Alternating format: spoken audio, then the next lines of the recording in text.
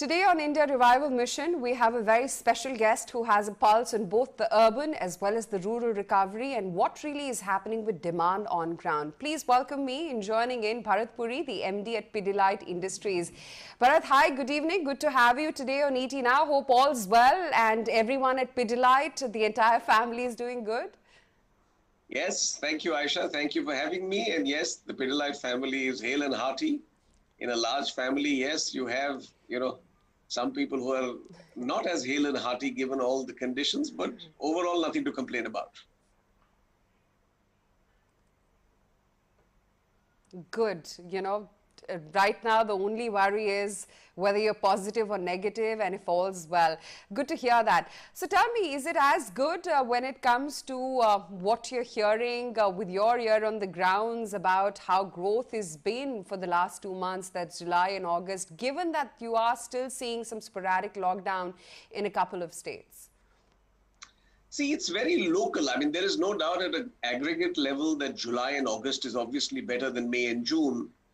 Having said that, frankly, sales is directly proportional or rather inversely proportional to the scale of the pandemic. If the pandemic is still raging, then obviously consumer confidence and consumer movement itself is restricted. And therefore, in discretionary categories such as ours, you will be impacted. So if I look at the whole country, the northern region of the country, the central region of the country, rural India, semi-urban India is near normal. I can't say it's normal, but it's near normal. The big cities, the Mumbai metropolitan region, Pune, Surat, Baroda, Chennai, Calcutta, these are still impacted and are still nowhere near normal. I mean, they're still a fair distance away from normal. So at an overall level, I think the markets are getting better, but are they normal? No, absolutely not. Yeah, I can imagine. But is rural recovering faster than urban? At least that is what channel checks across industries seem to be reporting that. And in terms of growth, have you reached a point where rural can actually make up for urban? See, rural is definitely doing much better than, and actually consistently since May when, parts of the lockdown started getting lifted. Since May, rural and semi-urban, the small town India, has been doing much, much better than urban India. It can't make up because for most organizations such as ours, it is between 25 and 30% of sale. So the 30% can't make up for the 70. But yes, it is one of the silver linings currently going forward. Bharat, being the leader in the adhesive business with a majority market share, we are seeing that there is increased competition from other branded players, not just the unorganized market now.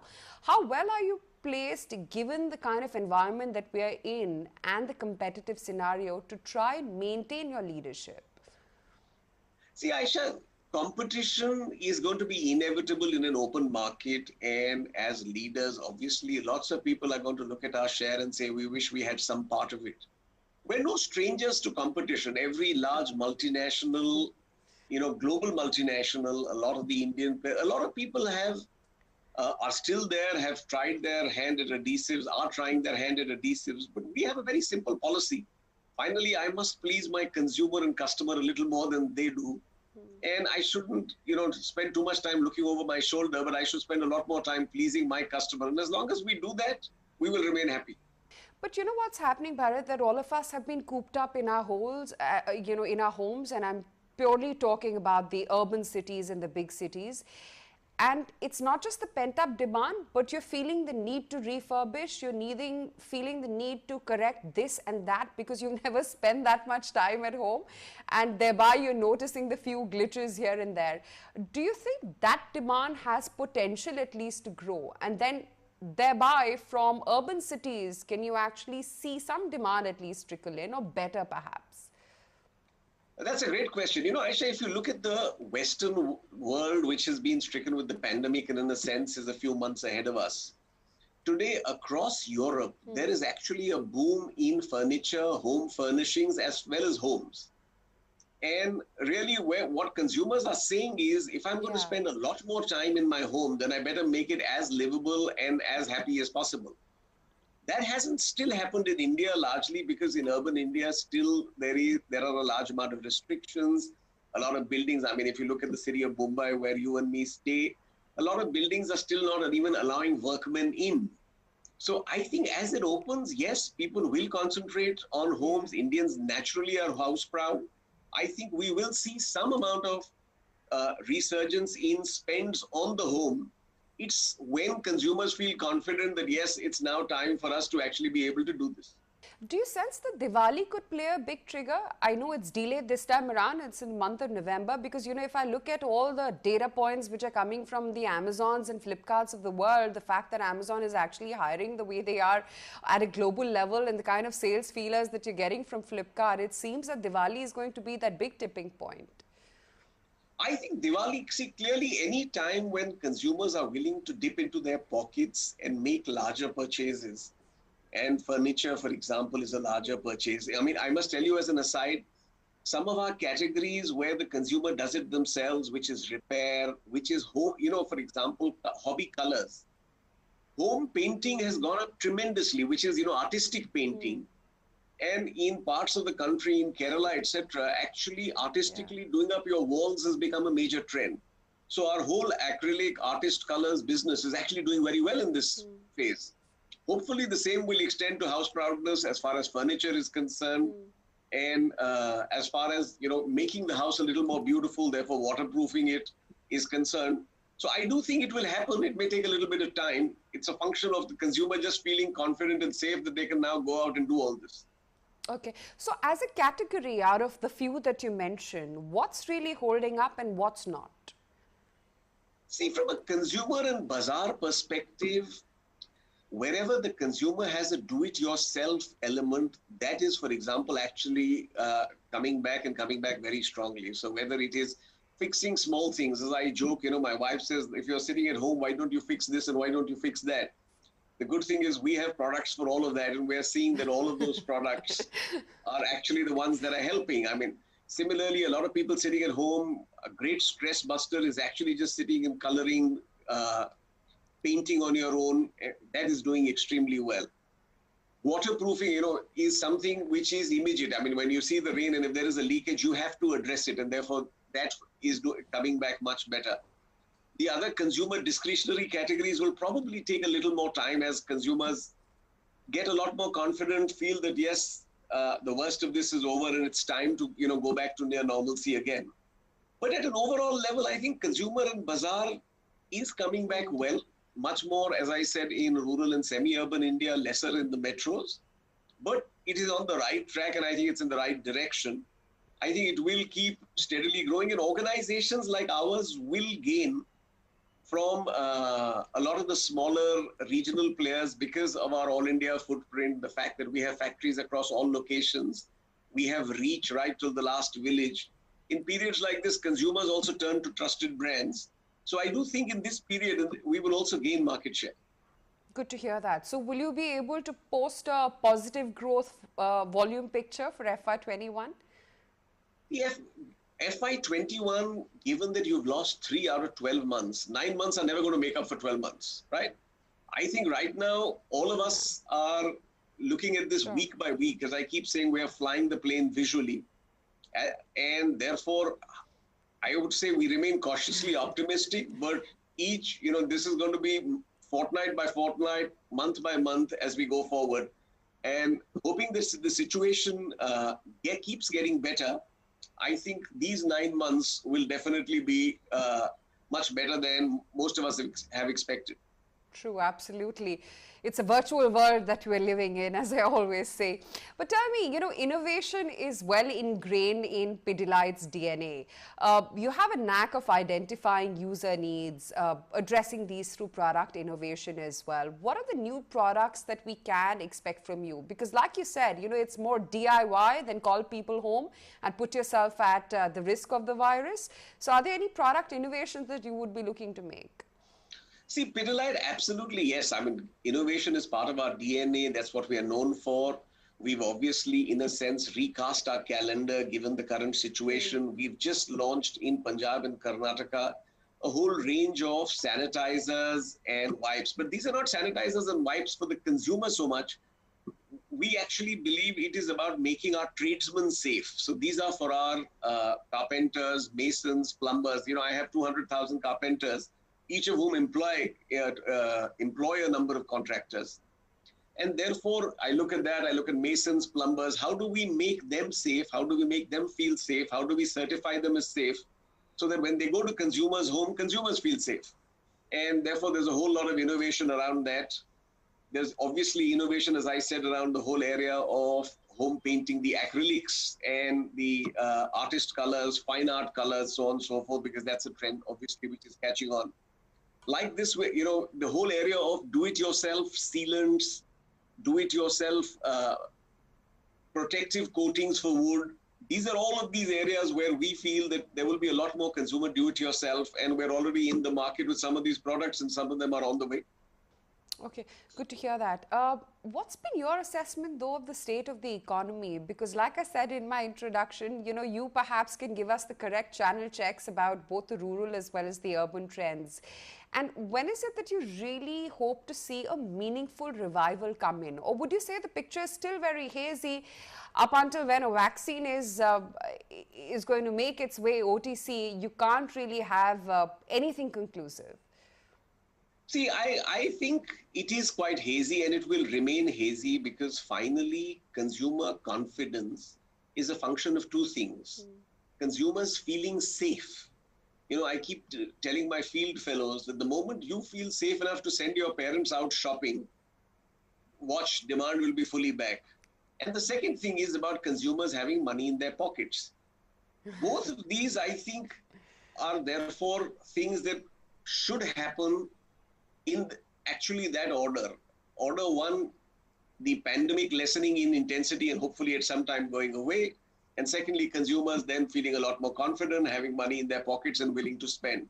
I think this is something that probably a month, 2 months later, and these may be famous, quotes, because 2 months later, earlier, all of us were saying, hopefully by June, July, it'll be clear, by August, but actually, it is no clearer than it was in June. But hopefully, therefore, as the pandemic comes under control, I think a lot more will become clearer. Tell me, Bharat, can the government play a big role here? Can the government do something to try and revive sentiment, or do you think it'll have to be, or rather the cues will only come in from science? I think the government has two roles. One is obviously managing the pandemic, both between the central and the state governments, communicating. I mean, in a nation as large as ours, if until a vaccine happens, hygiene, social distancing are critical, then we need a far greater communication program to do this. We have to educate people that, you wear the mask covering your face and nose and not around your chin. Now, I'm just giving you a lighthearted example. So there is a whole communication and management role on the pandemic. And then it is about putting money in the pockets of the consumer. The poorer the consumer, the more the money in that order. But consumers must, there is clearly an impact on livelihoods. And as the government puts money back in the hands of the consumer, that's what will spur demand. But tell me, in today's globalized economy, Bharat, where demand, production, needs, everything is global in nature, the big is only getting bigger. And, we talk often in the stock market lingo about what's happening to the Teslas and Amazon and Reliances of the world, wherein, you're seeing money actually move, or business actually move to just these large dominant players. What is the visibility that you have when it comes to India being self-reliant, or would we have to continue to depend on the global counterparts? See, I think self-reliance is not just about, everything being done by India. It is, to my mind, self-reliance is us being clear that we're able to meet all our basic and hopefully value-added needs in the most cost-effective way. And whether that is done by a good Indian company or a good multinational, that is really then out to the marketplace, may the best person win. And I think a nation as large as ours, I think for us to be therefore at an overall level self-reliant in terms of managing our own fortunes, absolutely yes. Okay. You've often spoken about how the core business has been doing. That's your Fevicol, Feviquick, MSeal, and the kind of growth numbers that they've been, clocking. What is really leading to this kind of consumption churn on a quarter-on-quarter basis? And let's skip the 3 months of lockdown here. And how is it that you actually plan to achieve these big numbers? Believe that you've also given a projection of these three brands growing at about 1 to 2 times of the GDP. See, we're very clear, Aisha. In our case, fortunately, our categories correlate very well to GDP growth. If people's incomes grow, if the nation's income grows, well, then they invest in new housing, they repair and renovate their homes. When they invest in new housing, they waterproof their homes, they buy new furniture, they repair and renovate furniture, they buy objects which break and then they put them together again. Their children go to school and have lots of art and craft projects in which they participate with our projects. So really, for example, simply the single biggest driver for growth for us is economic growth. But having said that, we're not happy just with growing with the economy. Then comes innovation, then comes premiumization, then comes rural consumption, and each of these therefore helps us grow each of our brands. If you look at something like Fevicol, while everybody knows Fevicol as this one lovable big umbrella brand, there are over 200 SKUs in Fevicol. There is a Fevicol for waterproof wood, there is a Fevicol for heat resistance, there's a Fevicol for air conditioning ducts, a Fevicol for flooring, a Fevicol for foam. So like this, basically, we're constantly innovating. We're constantly saying that if anything needs a long-lasting, unbreakable bond, we will be the ones who provide it. And in a growing economy, there's massive scope. And the same applies to a lot of our other brands. Take waterproofing. Even now, 3 to 4 out of 10 homes in India do any proper form of waterproofing. So really our competition is non-consumption. We're competing against non-consumption. We have to educate consumers on the benefits of doing this. And if we can expand that 3 to 6, everybody's happy. I also want to talk about, Bharat, how big an issue is really the migrant laborers for you? Because, your products, besides the DIY category, which I'm assuming would be very small right now, involve a lot of labor. Have those issues been ironed out? Or are you still facing hurdles there? No, I think it will probably be until Diwali, until the issues are fully ironed out. They're improving pretty much week by week as labor is coming back, but there are still labor shortages. We're in touch with all of our contractors. Our contractors tell us that about anywhere between 50 to 70% of the labor is back, but it will probably take a little more time right after Diwali by the time all of the labor comes back. And frankly, this is going to be a function again of demand. As business comes, if people have jobs, they will come back. So as business improves, frankly, migrant labor will come back. Right now, it is not fully back. Sure. At your end, though, what's been your communication to your contractors to try and bring the migrant labor back? Because most routes of transportation have now opened up, and it's a possibility for them to return. No, as a lot of the labor works for larger contractors, and we're obviously in touch with the contractors. Now, what we're doing is we're doing this whole campaign around first training them and their people for safety. Tomorrow, if you have to get something done in your home, you must feel safe that the contractor who comes to your home is following safe practices. In a sense, he's almost certified. So we're actually certifying our contractors, doing products for them, teaching them how to, therefore, in a sense, sanitize, make sure that, all practices are safe, and then certifying them for that. We're doing this for our waterproofers, we're doing this for our carpenters, we're doing this for our plumbers. But this is a massive exercise. But really, this is about making sure that they get their livelihoods back, they get their business back. Just to give you an anecdote, in the April-May period when all business was shut, we actually worked with Paytm where we actually monetized the loyalty points of our contractors into money so that they would have money in the time that they didn't have jobs. And now this has got us a tremendous amount of goodwill because, the contractors really appreciate the fact that here was the company that thought for them in April and May. We said, listen, go ahead and withdraw your loyalty points as money because you need to, pay children's school fees or even keep your home fires burning or whatever else it be. So an organization like us, one of our secret sources is user marketing. And this is something that obviously we're constantly innovating. Just to give you another instance, we've actually insured against COVID all of the workers of our major contractors. Where therefore, again, to give them the confidence that, God forbid, anything was to happen to them, their people are insured. Now, we've done this, free of cost for our contractors. Uh, when you look ahead, Bharat, do you have clarity or visibility in terms of when things could get better? Or would you say it's still hazy and it's a big question mark as you look forward? As I said, I think it's hazy. I think as the pandemic lessens in intensity, things will get better. I think the key is, as I keep saying, the more the pandemic curves flatten, our sales curves will start going up. Your last decade has seen you foray into multiple new categories as well as businesses. As you look forward and assume that this virus is not going to last too long, I hope for that and sincerely pray for it as well. Where do you see the next 10 years for Pidilite? See, we're very clear, Aisha. Pidilite as a company, we are a pioneer.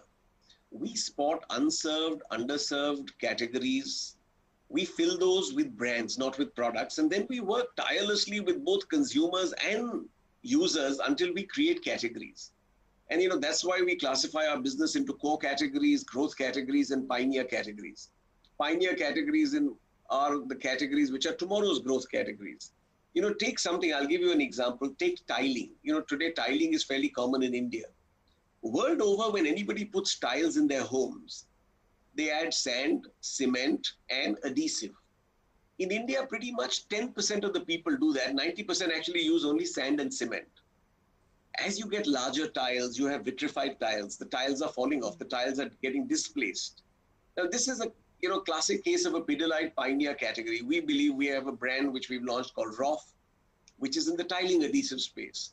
Here again, our job is to educate the tile layer, educate the consumer that, listen, if you want long-lasting flooring or long-lasting bathrooms in your home, this is how you need to use the product. If we do that again, if that 1 out of 10 becomes 3 out of 10, that's tripling the market. Now, that's a classic case of a pioneer category. Like this, in the last few years, we've done a number of new ventures, joint ventures, acquisitions. We bought the largest company in the marble and stone adhesive space. Now, this was owned by the largest Italian company in this. They're the world leaders in marble laying all across the world. We bought their India operations because we believe as marble, stone, granite becomes more popular, anything that you need a long-lasting, unbreakable bond, Pidilite will be there. And therefore, we're not only looking at today via our core categories of Fevicol or Fevikwik or M-Seal, we're also looking at tomorrow via Dr. Fixit, and we're looking at day after tomorrow via, say, tiling adhesives, tile grouts, ICA Pidilite, which is our premium wood finishes company, Sipi, which is our flooring company. So we have let's say a full game plan. We're clear, we're a long-term player. We believe in India. We believe in the future of India. India is our home market, but we would like to be an emerging markets multinational. Okay, Bharat, on that note, may the Fevicol ka jod remain as mazboot as ever for the next 10 years and even beyond as well. Great to have you today on India Revival Mission. Thank you. My pleasure.